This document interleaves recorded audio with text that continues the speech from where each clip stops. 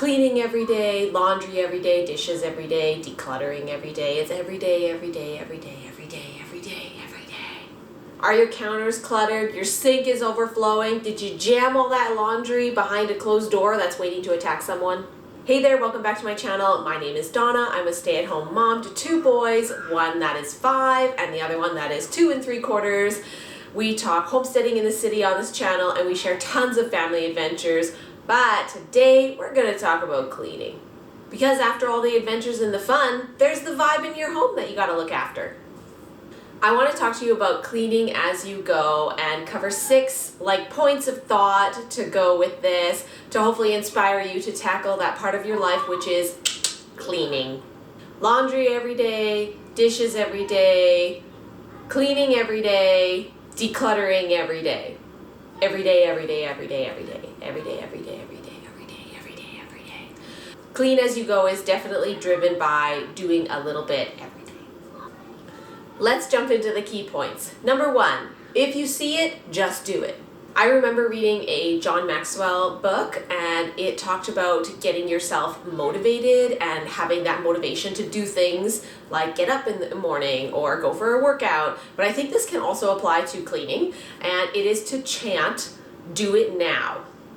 Do it now, do it now, do it now, do it now. 30 times a day. Can you chant do it now 30 times a day? I did this. And I don't even think I could finish chanting it 30 times before I just got up and did something that was bugging me or was on my to-do list and that I needed to feel more productive. So chanting, do it now, I don't know, just sets your brain in motion so that your body gets into motion, whatever it is that you need to get done. I've also heard it called the 5-minute rule. So if you see a cleaning task that takes 5 minutes or less, then just stop and do it.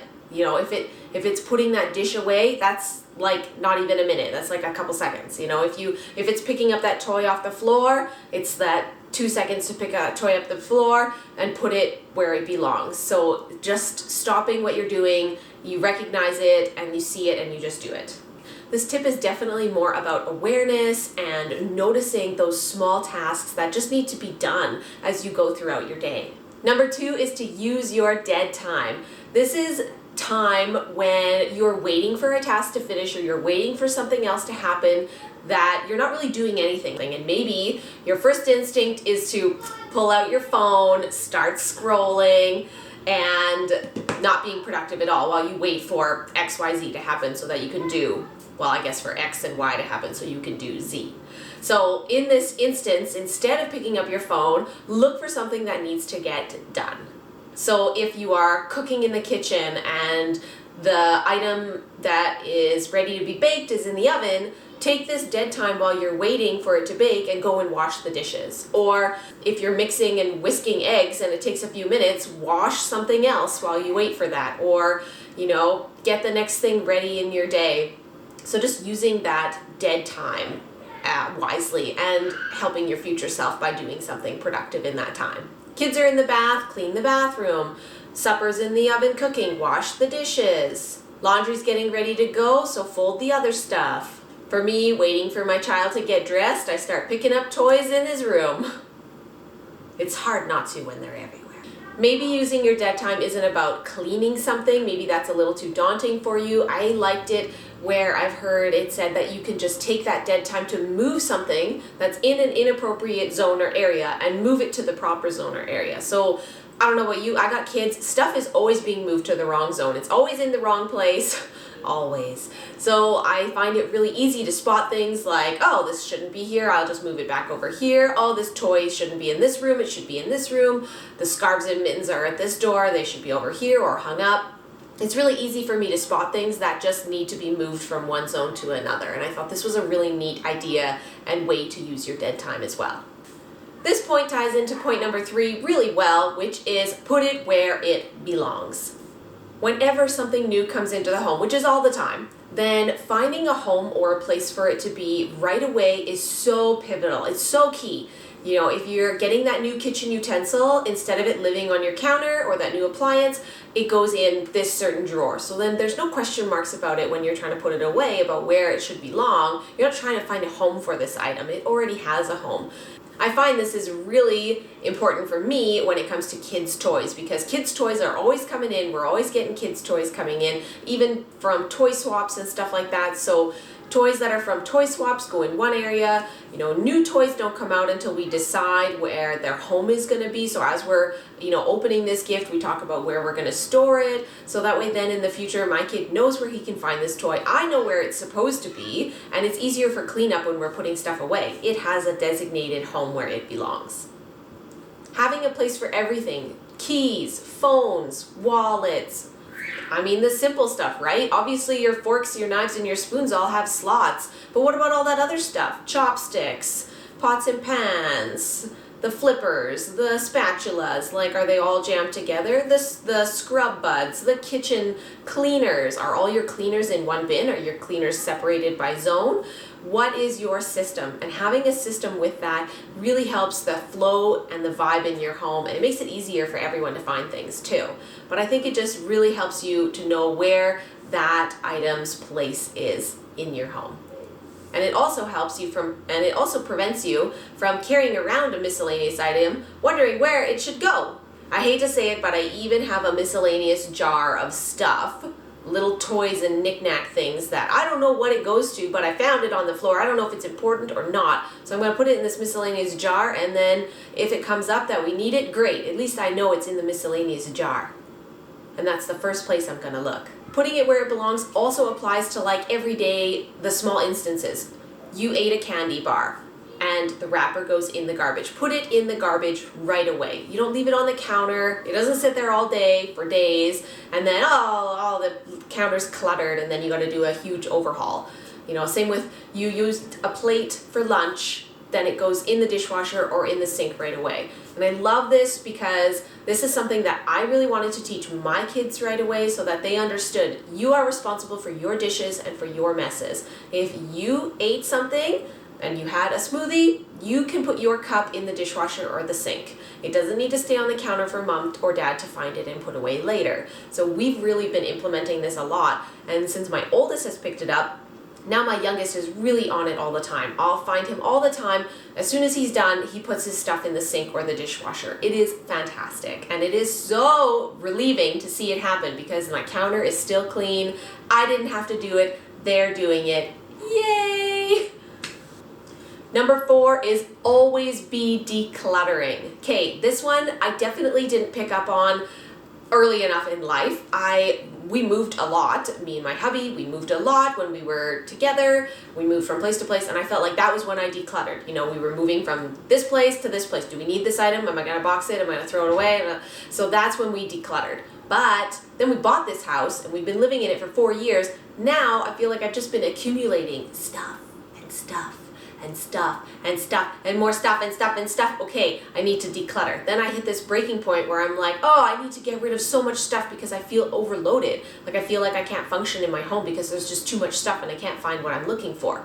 So instead, we did the overhaul, but we have a system now. And the system is to always be decluttering. It's not a crazy fancy system. Honestly, it's about having a bin that's the donation bin. So we have a laundry hamper, and it's just because it's nice and big and easy to carry around. So I have a laundry hamper, and every time I find an item that I'm ready to donate, it goes in the laundry hamper. Clothes, toys, tools, whatever stuff it is. It's ready to go on to a new life, to a new home, and not in this one. So it goes in the laundry basket. Now, I keep mine in the laundry room because I have fairly tall cupboards and the kids aren't in that bin all the time. So it's not like we're putting toys in and then they're coming back out to be played with again. The kids and I have had this discussion that this is the donation bin, and these are items that are going to new homes, to new families, or when your friends come over, they can pick a toy to take home with them, but this is for donation. These aren't for playing with anymore. And that has really stuck. It's been fantastic. And I really like it because then I feel like I can ask people I know if they want any of these things or if they need any of these things. It's the place where I can lay them out, I can take pictures and post them on Marketplace or whatever to sell them. So it's just a really easy location for me. Now I know with some people having a donation bin inside is not helpful because sometimes those items, like I said, they come back out again and they don't actually go to donation. But If that's the case for you, I've heard about keeping a donation bin, in your garage or even in your car, just so that when you're driving around, you can pop that item in the donation bin or the donation place, and it's gone, it's done. So I like those ideas a lot if you're struggling with having it like inside your home. Let's talk big events, birthdays and Christmas time and housewarming or parties. You're getting a lot of stuff coming in, and I don't know about you, but then I feel like I need to equally get that amount of stuff out of my house now. So those are times right before those big events that we sit down, we as a family will like go through a room and start decluttering it. We'll go through all bins and all boxes, and then we get to decide, do we want to keep this? Do we not want to keep this? And I think going through it as a family has really helped, because I'm hopefully teaching my children how to declutter, that we don't need to keep everything we own, that it can go to new homes, it can go to other families, that we can pass that along if we're not using it.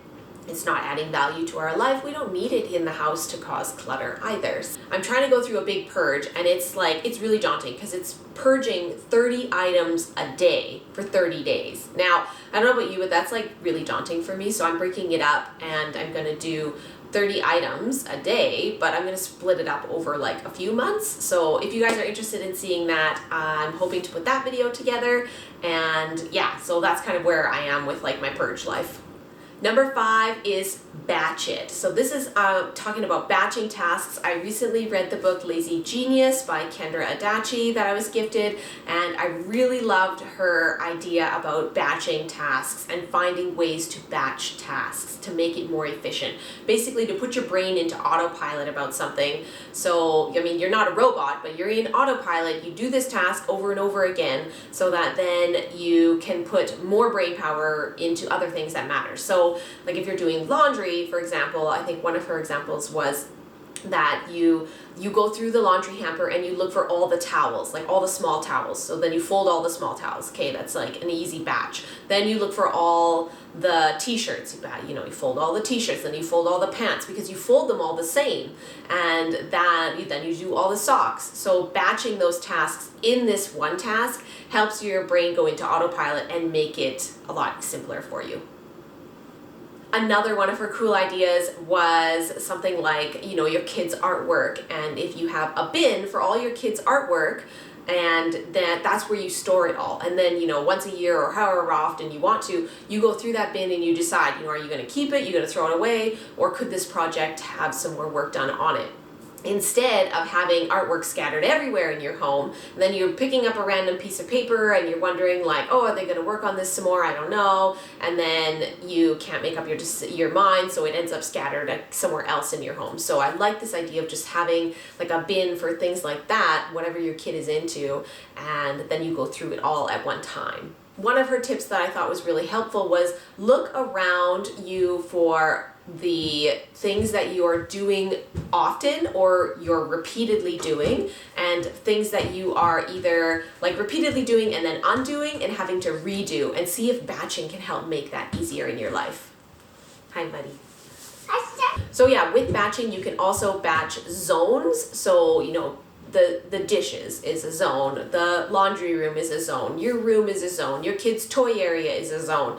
Like having a zone and batching the tasks in that zone.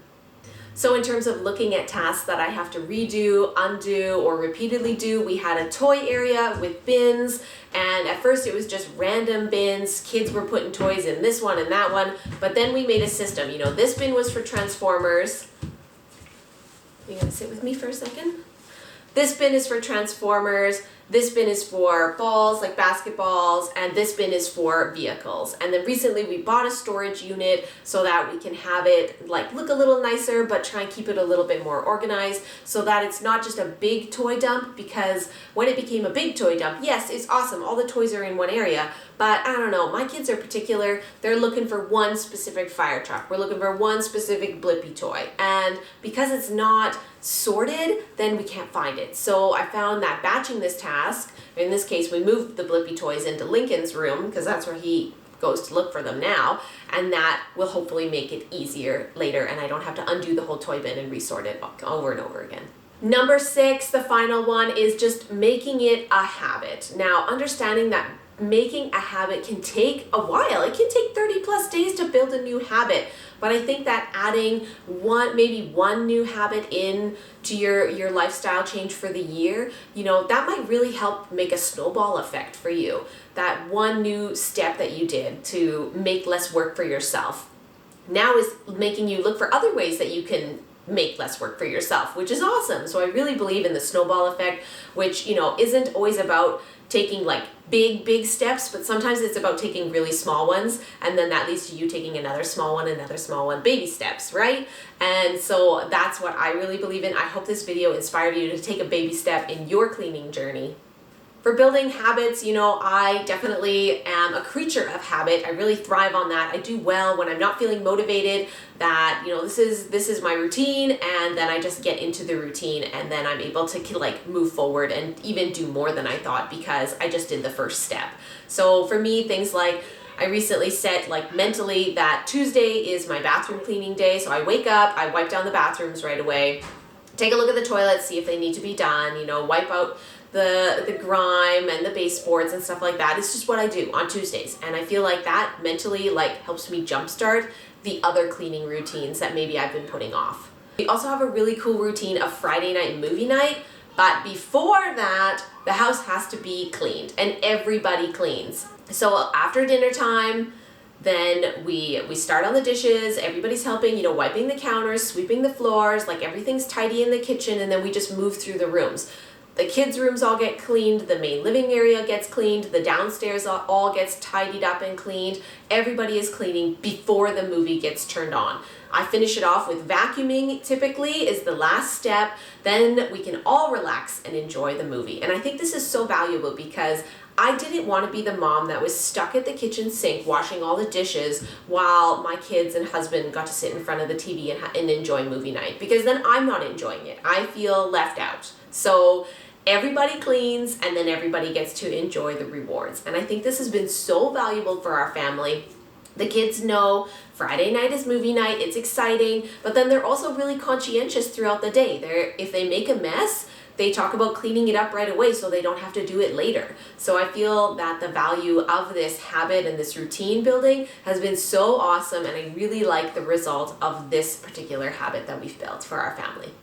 For more cleaning inspiration, check out my 6-step house prep for guests that I did. And like I said, look forward to that purge video coming together. Thanks so much for watching. I hope these 6 thoughts gave you some inspiration and ideas to help get that cleaning in your life tackled and help you set your home up for the vibes that you desire.